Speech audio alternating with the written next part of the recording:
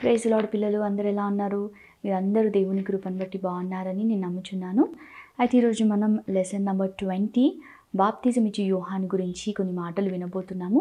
So మీరు ఈ lesson వినడానికి మీ తల్లిదండ్రులతో పాటు కూర్చున్నారు, మీ పేరెంట్స్తో పాటు ఉన్నారని నేను అనుకుంటున్నాను. ఒకవేళ మీరు కూర్చోకపోతే దయచేసి మీ పేరెంట్స్ని పిలిపించి వారితో పాటు మీరు ఈ లెసన్ వినాలని ఒక చిన్న request. So lesson number 20 part 1లో ఉన్నాం. నెక్స్ట్ వీక్ మనం పార్ట్ 2లో ఇంకొన్ని విషయాలు బాప్తిజం ఇచ్చే యోహాను గురించి విందాము. సో మనం యాజ్ యూజువల్గా మెమరీ వర్స్ ఇంకా బైబిల్ పోర్షన్ ఏం గురించి విన్న తర్వాత లెసన్లోనికి వెళ్దాం. ఈ లెసన్ యొక్క బైబిల్ పోర్షన్ వచ్చేసి లూకా సువార్త 1వ అధ్యాయము 5 నుంచి 25 వచనములు. ఇదే 1వ అధ్యాయంలో 57వ వచనం నుంచి 66వ వచనము. నెక్స్ట్ లూకా సువార్తలోనే 3వ అధ్యాయము 1 నుంచి 14 వచనములు. నెక్స్ట్ వచ్చేసి మత్తయి సువార్త 3వ అధ్యాయం 1 నుంచి 15 వచనములు. నెక్స్ట్ మార్కు సువార్త 1వ అధ్యాయము 4 నుంచి 6 వచనములు. సో ఇవన్నీ చెప్పిన వచనం చదివినట్ల బాప్తిజం ఇచ్చే యోహాను గురించి క్లియర్గా అర్థమవుతుంది. సో మనం మెమరీ వర్స్ చదువుకుందాము. 1 కొరింథీయులకు రాసిన పత్రిక 9వ అధ్యాయము 16వ వచనము నేను చదివి వినిపిస్తాను. నేను సువార్తను ప్రకటించుచున్నాను, నాకు అతిశయ కారణము లేదు. సువార్తను ప్రకటింపవలసిన భారము నా మీద మోపబడి ఉన్నది. అయ్యో, నేను సువార్తను ప్రకటింపకపోయిన ఎడల నాకు శ్రమ. ఇంగ్లీష్లో చదివి వినిపిస్తాను. 1 Corinthians 9:16.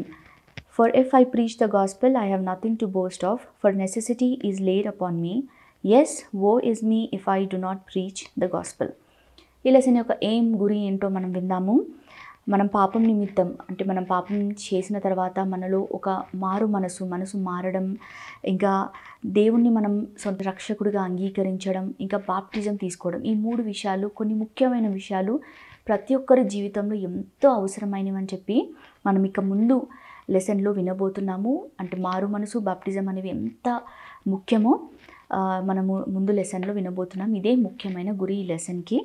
సో మనము లాస్ట్ లెసన్లో విన్న యోనా ప్రవక్త గురించి ఒకసారి రివైజ్ చేసుకొని లెసన్లోనికి వెళ్దాం. మనం గుర్తుంది కదా అందరికీ, నినివే పట్టణానికి వెళ్ళమని దేవుడు యోనాకి చెప్తాడు కదా. అక్కడ వారి పాపాన్ని బట్టి ఆ పట్టణం నాశనం అయిపోతుంది. సో వాళ్ళకి వెళ్ళి ఒక ప్రకటన చేయమని చెప్తే దేవుని యొక్క ఆజ్ఞని ఆయన తృణీకరించి అతిక్రమించి తర్షీషుకు వెళ్తాడు కదా. అక్కడ ఓడలో ప్రయాణం చేసినప్పుడు దేవుడు ఒక గొప్ప తుఫానుని ఓడపైకి రప్పించినప్పుడు ఈ తుఫాను యోనా వల్లనే వచ్చిందని చెప్పేసి వాళ్ళు గ్రహించి ఓడలో ఉన్న వాళ్ళు యోనా చెప్పినట్టే యోనాని సముద్రంలో పడివేసినట్టు మనం చూసాం కదా. సో దేవుడు వెంటనే ఒక పెద్ద చేపకి యోనాని మింగమని చెప్పడము, ఆ చేప యోనాని మింగడం, ఒక 3 రోజులు రాత్రి పగలు యోనా చేప కడుపులో ఉండడం మనం విన్నాము. సో ఆ చేప కడుపులో ఉన్న యోనా దేవునికి ఒక విశ్వాసంతో ఒక మంచి ప్రార్థన చేసినట్టు కూడా మనం చూసాం కదా.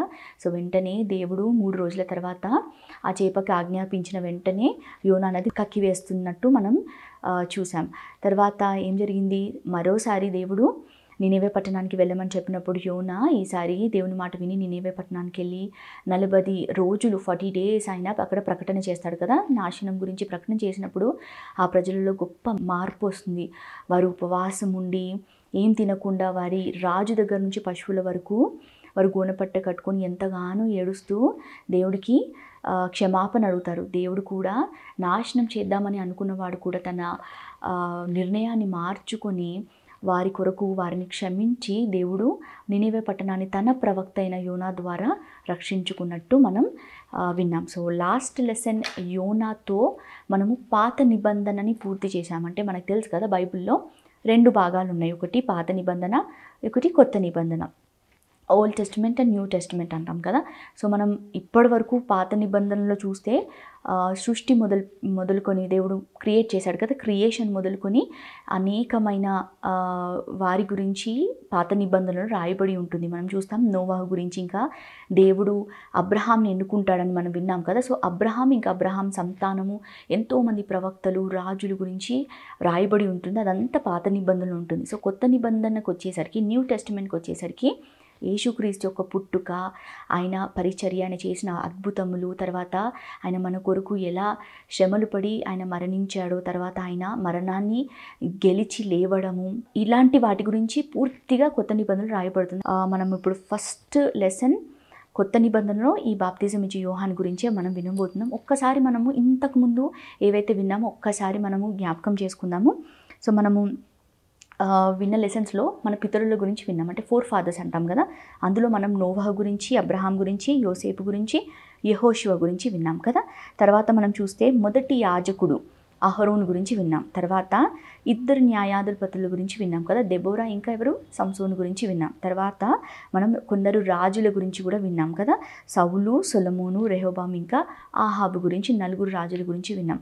ఆఖరిగా చూస్తే కొందరు ప్రవక్తల గురించి విన్నాం కదా. ఏలియా గురించి విన్నాం, దానియేలు గురించి విన్నాం, ఇందాక లాస్ట్ లెసన్ యోనా గురించి విన్నాం. ఆఖరిగా మనము ఒక రాణి గురించి విన్నాం, ఎస్తేరు రాణి గురించి కూడా విన్నాం. ఇలా మనం పాత నిబంధనలో వీళ్ళందరి గురించి మనం కవర్ చేయగలిగాము దేవుని కృపను బట్టి. సో ఇప్పుడు మనం కొత్తగా న్యూ టెస్ట్మెంట్లోనికి వెళ్ళబోతున్నాం. బాప్తిజం ఇచ్చి యోహాను గురించి మనం ఇప్పుడు కొన్ని మాటలు విందాం. సో బాప్తిజం ఇచ్చి యోహాను అసలు పేరు యోహాను కదా, కానీ ఈయన పేరు ముందు బాప్తిజం ఇచ్చు యోహాన్ అని ఎందుకు రాయబడి ఉంది అంటే ఈయన బాప్తిజం అనేది మొదటిగా ఇచ్చినవాడు అనమాట. మొట్టమొదటిగా ఇచ్చినవాడు ఈయననే. ఇన్ఫ్యాక్ట్ ఈయన నోటి నుంచే మనము బాప్తిజం అనే పేరు మొట్టమొదటిగా మనం బైబిల్లో వింటాం అనమాట. అందుకని ఈయనకు ఆ పేరు వచ్చింది, బాప్తిజం ఇచ్చి యోహాన్ అని చెప్పేసి. బాప్తిజం అంటే ఏంటి అనేది మనము ముందు లెసన్స్లో విందాము. సో ఈయన పేరుకు అర్థం వచ్చేసి Jehovah is full of grace, యెహోవా కృపా సమృద్ధి గలవాడు అని చెప్పేసి మనం వింటాము. నెక్స్ట్ బాప్తిజం ఇచ్చి యోహాన్ గురించి మనం చూస్తే ఈయన దేవుని చేత పంపించబడిన ఒక ప్రవక్త అని చెప్పేసి మనం చూస్తాము. ఇంకా యేసుక్రీస్తు కొరకు ఒక మార్గం సిద్ధపరిచిన వాడు, ఒక ఫోర్ రన్నర్ అనమాట. అంటే యేసుక్రీస్తుకు ముందున్నవాడు, అతని మార్గాన్ని ముందుగానే సిద్ధపరిచినవాడు. ఇంకా యేసుక్రీస్తు రాబోతున్నాడు, వస్తున్నాడు అని చెప్పేసి ముందుగానే చెప్పిన ఒక గొప్ప ప్రవక్త యోహాన్ అని చెప్పేసి మనం చూడొచ్చు. సో ఈ బాప్తిజం ఇచ్చి యోహాను వస్తాడని, దేవుడి కొరకు ఒక మార్గం సిద్ధపరుస్తాడని చెప్పేసి ముందుగానే యెషయా ప్రవక్త ద్వారా ప్రవచించబడింది. ముందుగానే చెప్తారు ఇతను వచ్చి దేవుని కొరకు ఒక మార్గం సిద్ధపరుస్తారని చెప్పేసి ముందుగానే రాయబడి ఉంటుందన్నమాట. అది నెరవేర్చబడింది అనమాట. సో మనం ఇంకా చూస్తే యోహాను యేసుక్రీస్తుని ఈ లోకానికి దేవుని గొర్రె పిల్ల అని చెప్పేసి కూడా పరిచయం చేసినవాడు అని చెప్పేసి మనం చూస్తాం. ఇప్పుడు మనం లెసన్లోనికి వెళ్దాము. వీళ్ళ తల్లిదండ్రుల గురించి, ఈయన జన్మం గురించి మనం వినబోతున్నాం ఇప్పుడు. సో యూదా రాజైన హేరోదు పరిపాలనలో జెకర్యా అనే ఒక యాజకుడు ఉండేవాడు అనమాట. సో ఈ హేరోదు పరిపాలన సమయం అని చూస్తే రోమ్ ఎంపైర్ రోమా రాజ్యం కింద ఇశ్రాయేలీలు ఉన్న సమయంలో జరిగిన విషయం అనమాట ఇప్పుడు మనం చూసుకునేది. సో మనం దానియేలు లెసన్లో విన్నాం కదా, మోకాలు కాళ్ళ మట్టుకు మనం చూస్తే అవి ఇనుముతో చేయబడినది, చాలా స్ట్రాంగ్ అని చెప్పేసి మనం విన్నాము. అది ఏ రాజ్యానికి సంబంధించింది? అది రోమా రాజ్యానికి, రోమ్ ఎంపైర్కి సంబంధించిన ఒక మనం దర్శనం విన్నాం కదా, ఆ రాజు చూసిన దర్శనం గురించి విన్నాం. సో ఆ సమయంలో జరిగిన ఈవెంట్స్, ఆ సమయంలో జరిగిన విషయాల గురించి ఇప్పుడు మనం వినబోతున్నాం. సో ఈ బాప్తిజం ఇచ్చి యోహాను కానీ యేసుక్రీస్తు కానీ జన్మించిన సమయం ఎప్పుడంటే ఈ రోమా రాజ్యము వీళ్ళు పరిపాలించిన సమయం అన్నమాట. సో హేరోదు రాజుగా ఉన్న సమయంలో జెకర్యా అని ఒక యాజకుడు ఉండేవాడు. మనకు తెలుసు కదా, అహరోను యాజకత్వం చేసినప్పుడు మనం అక్కడ అన్నీ విన్నాం, యాజకుడు పని ఏంటి అని చెప్పేసి. సో ఇతను కూడా మందిరంలో చక్కగా యాజకత్వం చేసుకుంటూ ఉండేవాడు అనమాట. సో ఇతని భార్య పేరు వచ్చేసి ఎలిజబెత్. ఈమె వచ్చేసి అహరోను వంశానికి చెందినది. ఇందాక మనం విన్న అహరోను వంశానికి చెందిన వ్యక్తి జెకర్యా ఒక భార్య, తన పేరు ఎలిజబెత్ అనమాట. సో వీరికి పిల్లలు లేరనమాట. పిల్లలు లేని ఆ సమయంలో వీళ్ళు చూస్తే వీళ్ళ ఏజ్ కూడా చూస్తే చాలా వృద్ధులై ఉన్నారంట. అంటే ముసలి వాళ్ళుగా ఉన్నారు, ఇంకా వీళ్ళకి పిల్లలు లేకుండా ఉన్నారు. తనేమో యాజకత్వం చేసుకుంటూ జెకర్యా ఉండేవాడు అనమాట మందిరంలో. సో ఒకరోజు జెకర్యా తన సమయం వచ్చినప్పుడు మందిరానికి వెళ్ళి యాజకత్వం చేస్తున్నాడు అనమాట, యాజక ధర్మం చేస్తున్నాడు అనమాట. అంటే దిన అర్పణలు మనకు తెలుసు కదా, సాక్రిఫైసెస్, ఆఫరింగ్స్ అవన్నీ ఇస్తూ ధూపవేదిక పైన ధూపం వేయడం, ఇలా తను పని చేస్తున్నప్పుడు లోనికి వెళ్ళినప్పుడు ఏమైందంట, ధూపవేదిక దగ్గర చూస్తే రైట్ సైడ్ మనం చూస్తే కుడివైపున దేవుని దూత కనబడినట్టు అతనికి కనిపించింది అనమాట. అది తెలుసు కదా మనకి, యాజకత్వం చేసే యాజకులే కానీ ఇంకా ఎవ్వరు కూడా మందిరంలోనికి అడుగు పెట్టడానికి వీల్లేదు కదా. అతనికి తెలుసు అతను తప్ప ఎవరు ఉండరని. సో అతను పని చేసుకుంటుంటే సడన్గా ఎవరైనా కనిపించినట్టు అనిపిస్తే ఎంత భయం వేస్తుంది కదా. నిజంగానే జెకర్యా కూడా భయపడ్డాడనమాట. భయపడి తొందరపడిపోయాడనమాట. ఏంటి ఇట్లా ఎవరు అని చెప్పినప్పుడు అప్పుడు ఆ దూత జకర్యాతో మాట్లాడుతున్నమాట, భయపడకుము, నీ ప్రార్థన వినబడింది, దేవుడు మీకు కుమారుణ్ణి ఇవ్వబోతున్నాడు అని చెప్పేసి ఒక మంచి మాట, ఒక గుడ్ న్యూస్ చెప్తుందనమాట. చెప్పి ఇంకా అతనికి మీరు యోహాన్ అని చెప్పేసి పేరు పెట్టాలి. ఇంకా ఆ దూత కూడా పుట్టబోయే బిడ్డ గురించి, అంటే ఈ యోహాను గురించి ముందుగానే కొన్ని విషయాలు, అద్భుతమైన విషయాలు కూడా జకర్యాకి మందిరంలో వివరిస్తుంది అనమాట. అవేంటో నేను చదివి వినిపిస్తాను. సో అతడు అంటే యోహాను ప్రభువు దృష్టికి చాలా గొప్పవాడై ఉంటాడు. ఇంకా అతను ద్రాక్షరసం కూడా మద్యమైనను త్రాగక ఉంటాడు. మనము ఈ విషయము ఇంకొక వ్యక్తి గురించి కూడా విన్నాం, గుర్తుందా మీకు? ద్రాక్షరసం కూడా మద్యమైనను తాగని వ్యక్తి ఎవరు? సంసోను అనే ఒక న్యాయాధిపతి గురించి విన్నాం కదా. వాళ్ళని ఏమంటారు? నాజీరు చేయబడిన వ్యక్తి అంటారు కదా. సో యోహాన్ కూడా ద్రాక్షరసం మద్యం తాగక నాజీరు చేయబడిన వ్యక్తిలాగే అతను ఎదుగుతాడని చెప్పేసి మనం చూడొచ్చు.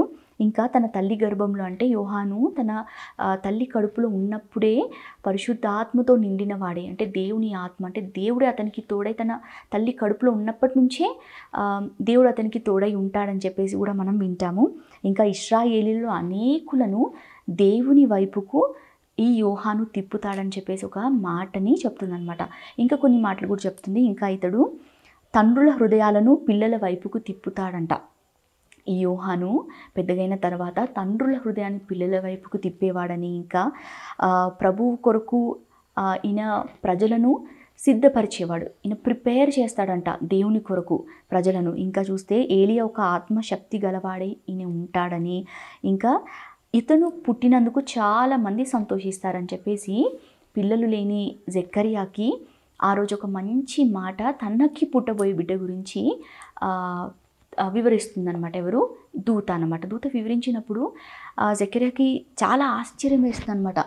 ఆశ్చర్యపోయి అంటాడు, ఇది ఎలాగా జరుగుతుంది? నేను ముసలివాడను కదా, మేము ముసలి వాళ్ళం కదా అని చెప్పేసి అడిగినప్పుడు అప్పుడు దూత ఏం చెప్తుందనమాట, నేను దేవుని సమ్ముఖమందు నిలుచు గబ్రియేలును అని చెప్తుందంట. అంటే నేను దేవుని సన్నిధిలో ఉండే దూతను, అంటే తన పేరు చెప్తుందనమాట. దూత పేరేంటి? గబ్రియేల్ అనమాట. గాబ్రియేల్ అనే దూతను. సో నేను చెప్పిన మాటలు వాటి కాలమందు నెరవేర్చబడతాయి. అంటే నేను ఇప్పుడు ఏవైతే నీకు మాటలు చెప్పానో అవి తప్పకుండా ఆ సమయమందు నెరవేర్చబడతాయి. కానీ నువ్వు వాటిని నమ్మలేదు గనక నేను ఇప్పుడు నీకు చెప్పిన సంగతి ఏదైతే ఉందో అవన్నీ నెరవేర్చబడే వరకు నువ్వు మాటలాడవు, మూగవాడిలా ఉంటావని చెప్తుందనమాట. సో ఇప్పుడు దూత ఏం చెప్తుందనమాట, నేను నీకు బిడ్డ పుడుతుందని చెప్పాను కదా, కానీ నువ్వు నమ్మలేదు. సో మీకు కుమారుడు పుట్టబోయే అంతవరకు నువ్వు ఇంకెప్పటికీ మాట్లాడలేవు, ఆ సమయం వరకు మాట్లాడలేవు, మూగవాడిలా ఉంటావని చెప్తుందనమాట. సో దూత చెప్పినట్టే జకర్యా యోహాను పుట్టే వరకు కూడా మూగవాడిలా ఉన్నట్టు మనం చూస్తామన్నమాట. తర్వాత ఎలిజబెత్ కూడా తన ముసలితనంలో తనకు ఒక కుమారుని దేవుడు అనుగ్రహించాడని చెప్పేసి తన కడుపులో ఉన్న తన కుమారుడి విషయమే తను చాలా చాలా సంతోషిస్తుందంట. ఇంకా తను అనుకుంటుంది, మనుషులందరిలో నాకు ఉండిన అవమానము తీసివేయబడింది కనుక ఆమె చాలా సంతోషించి 5 నెలలు కూడా ఎవ్వరికి కనబడకుండా లోపలే ఉన్నట్టు కూడా మనం చూస్తామన్నమాట. సో ఇంకా ముందు మనం లెసన్లోకి వెళ్తే కొన్ని రోజుల తర్వాత దూత చెప్పినట్టే దేవుడు వారికి మాట ఇచ్చిన వాగ్దానం ప్రకారమే ఎలిజబెత్ జకర్యాలకు ఒక మంచి కుమారుడు పుడతాడంట. అతని పేరు వీళ్ళు యోహాన్ అని పెడతారనమాట చెప్పినట్టే. సో ఎప్పుడైతే అతనికి యోహాన్ అని పేరు పెడతారో ఆ సమయంలోనే జకర్యా యొక్క నాలుక సడలి అతను నోరు తెరిచి దేవుణ్ణి స్తుతించుచు మాట్లాడడం మొదలు పెడతాడనమాట. కరెక్ట్గా చెప్పినట్టే జరిగిపోయింది కదా. సో జకర్యా ఎప్పుడైతే మాట్లాడడం మొదలు పెట్టాడో అప్పటి వరకు అతను మూగవాడిలా ఉండడం చూసిన ప్రజలందరూ అతన్ని చూసి భయపడ్డారంట. ఆ మందిరంలో భయపడి, అంటే దేవుని కార్యం ఎప్పుడైనా మనం చూస్తే మనకి భయపడుతుంది. మనం చూస్తాం కదా, చర్చిలో కూడా కొంతమంది సాక్ష్యాలు చెప్తారు, కొంతమంది జరిగినవి చెప్తారు. దేవుడు నాకు ఈ అద్భుతం చేశాడు, కొన్ని మనము ఇమాజిన్ చేసుకొనివి ఇంపాసిబుల్వి కూడా అయినట్టు మనం చూస్తాం. అప్పుడు మనలో ఏం జరుగుతుంది? భయం పుడుతుంది కదా.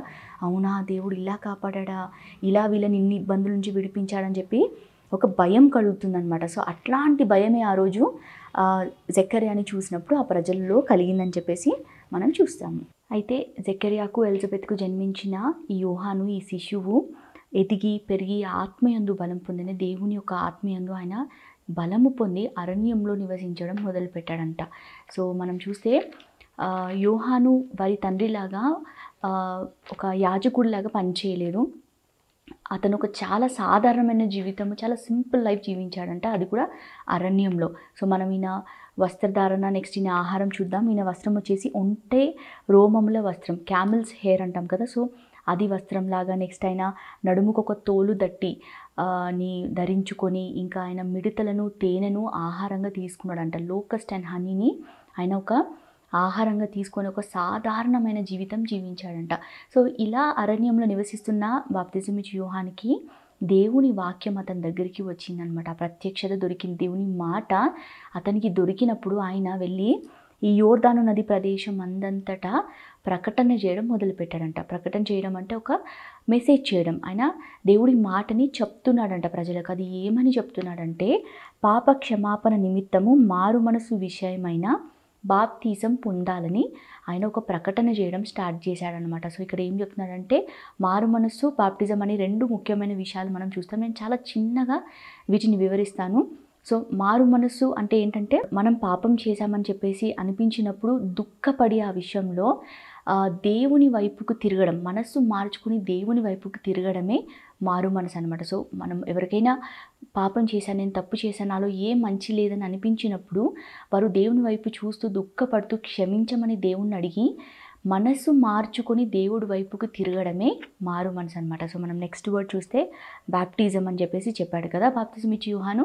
సో బాప్టిజం ఏంటంటే, ఈ మారు మనసు ఎవరైతే నిజంగా పొందారో, జెన్యూన్గా ఎవరి విషయంలో అయితే మారు మనసు జరుగుతుందో ఆ మారు మనసు పొందిన వారికి ఇచ్చేదే బాప్టిజం అనమాట. సో మనం చాలాసార్లు చర్చెస్లో కూడా చూసాం కదా, బాప్టిజం ఇవ్వడం, నీటిలో బాప్టిజం ఇస్తారు కదా.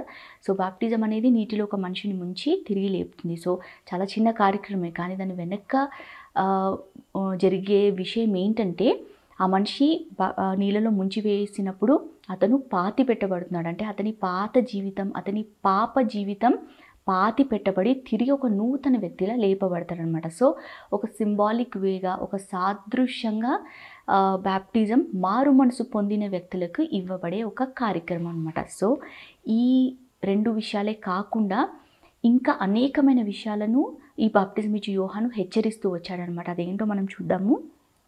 సో తన దగ్గరికి బాప్టిజం తీసుకోవడానికి వచ్చిన వారితో, అంటే ముఖ్యంగా సద్దుకైలు, పరిసీలు అని చెప్పేసి మనం వింటాం కదా, వీళ్ళు లీడర్స్ అనమాట, మంచి అథారిటీ కలిగిన వాళ్ళు. ఇంకా వీరు టీచర్స్ కూడా, బోధకులు అనమాట. ఆ సమయంలో ఇశ్రాయేల్ ప్రజల మధ్యలో వీరు బోధకులుగా, నాయకులుగా ఉండిన ప్రజలు అనమాట. సో వీరు కూడా అతని దగ్గరకు వచ్చినప్పుడు సర్ప సంతానమా అని చెప్పేసి వారిని చూసి ఈయన బాప్టిజం ఇచ్చే యోహాన్ అంటాడనమాట ధైర్యంగా. ఇంకా మారు మనసుకు తగిన ఫలములు మీరు ఫలించండి అని చెప్పేసి వారికి చెప్పడం జరుగుతుంది. ఇంకా చెప్తాడు, రెండు అంగీలు ఉన్న వాళ్ళు, అంటే రెండు మనం డ్రెస్సెస్ అంటాం కదా, మన దగ్గర బట్టలు ఒకవేళ రెండు ఉన్నచో లేని వారికి ఇవ్వమని, ఇంకా మన దగ్గర ఆహారం ఉంటే లేని వారికి మీరు ఆహారం ఇవ్వమని చాలా మంచి మాటలు చెప్తాడు. ఇంకా ట్యాక్స్ కలెక్టర్స్ ఉంటారు కదా, మనం చూస్తే సుంకరులు అంటాం కదా, అలాంటి వారికి ఏం చెప్తాడంటే, మీకు ఏదైతే నియమించబడిందో అంతే డబ్బు తీసుకోండి, ఎక్కువగా డబ్బు ఎవరి దగ్గర నుంచి తీసుకోదని చెప్తాడు. ఇంకా సైనికులకు చెప్తాడు, ఎవరిని బాధ పెట్టకూడదు, అపనింద వారిపైన వేయకూడదు, ఇంకా మీ జీవితాలతో మీరు తృప్తి కలిగి ఉండండి అని చెప్పి కూడా కొన్ని హెచ్చరికలు, కొన్ని మంచి మాటలు చెప్పి మారు మనసుకు తగిలిన ఫలములు ఫలించమని ఇలా చాలా చాలా మంచి మాటలు చెప్తూ వస్తాడనమాట.